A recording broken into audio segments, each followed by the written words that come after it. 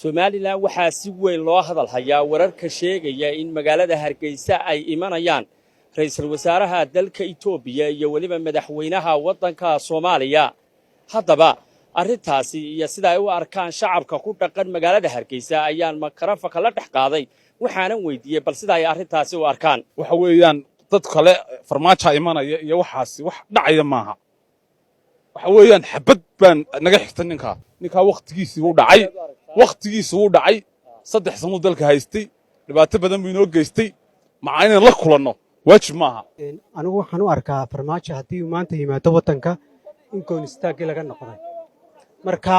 ma ogolin inuu yimaado waddanka raallina kama nihin haddaanu nahay ummadda reer Somaliland isagoo ictiraafka kaga dhawaaqa halka uu ka imanayo markaa wuu iman karaa laakiin intaanu ku dhawaaqin inuu yimaadaa uma arko inay maxay ahayday Somaliland wax faa'iido ugu jirto marka sidaa daraadeed yaanu imanin ayaan anigu leeyahay. arrintaas waa arrin aad iyo aad oo aan wax la qaadan kara aan ahayn. waad ogtihiinoo waa nimanka aynu ishayno ee Soomaaliya kanina waxa weeye waaba kii aynu islahayn waa kii inoogu darnaa in la yidhaahdo maanta farmaajo imanaya Hargeysa macnaheedu waxay tahay macnaa federaalkii baynu qaadanay dee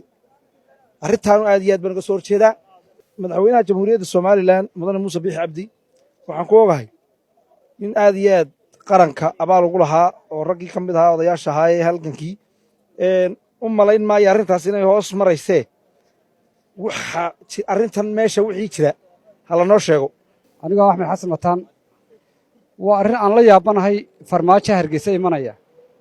nimaan noloshaadii iyo jiritaankaagii iyo waxaa tahayba aan aqoonsanayn oo aan garowsanayn ayaa madaarka ka soo degaya oo maanta ku hamiyaya taa taan waxaan arkaa mala waa layna dhalo rogay dad fayowmaniine hadduu maanta farmaajo taa ku xisaabtamayo ninka ka yeelaya ka waalan laakiin arrintaasna inayna dhacayn baan u malaynayaa laakiin riyay la tahay aniga magacaygu Gulad Xasan tani anagu haddaan nahay dhalinyarada Somaliland oo gaar ahaan caasimadda Hargeysa yeeli mayno farmaajo imanaya waxaan suurtagelayna weeyaan macquul ma farmaajo hadduu yimaadana anagu waa nin yani diidan dalkayagii ictiraafkiisa iyo waxayagii 3 sano daba soconnaa ninna diidan inuu halka soo dego yeeli mayno dagaal baan uga soo horjeednaa walaa xaaga walaa madaxweyne walaa cid soo dhawaysa anagu ma rabno. madaxweyne waxaan fariin u dirayaa dhalinyarada niyadda ha ka jabinin waxaan leeyahay madaxweyne adigu dalkaanu ku dhiibanay dalkan nala tasho waxaanu yeelana waanu yeelnay waxaanu diidna waanu diidnay. dawladuhu markay heshiiyaan ayay dasboqdaan laba dawladood baynu nahay marka ma farmaajo hadee inala heshiiyo Somaliland buu aqoonsaday miyuu ogolaaday ku imanaya dad way isweydiinayaan marka waxaan u arkaa mar hadii aanu hadduu inoo ogolaado iman kara laakiin mar haddii aanu heshiisiyo tanaasula ummadan 5 sanadood baynu Somaliland ahayn Soomaa marka farmaajo wuxuu ku iman karaa uma aanu qabaday isagoo tanaasulo aynu heshiis galnay. anoo magacaygu yahay Guuleed Jaamac Cabdilaahi waxaan u arkaa qalad waayo muxuu ahay madaxweynaha Soomaaliya ee Soomaaliya uu maamulo Somaliland ma maamulo waxa fiican meel kale iyagoo ku wada hadla oo dadka Somaliland ay ka go'do Soomaaliya. madaxweynaha waxaan leeyahay ummad baa ku soo dooratay ummadii ku soo dooratay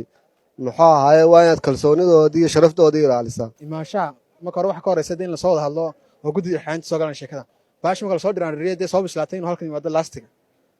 ma aha iska yimaado macnaha ku yimaado weeyaan haddaba inuu aqoonsan inuu aanu aqoonsi noo siin wuxuu imanaya khalada. Batri Koosar Maxamuud telefishinka Sahan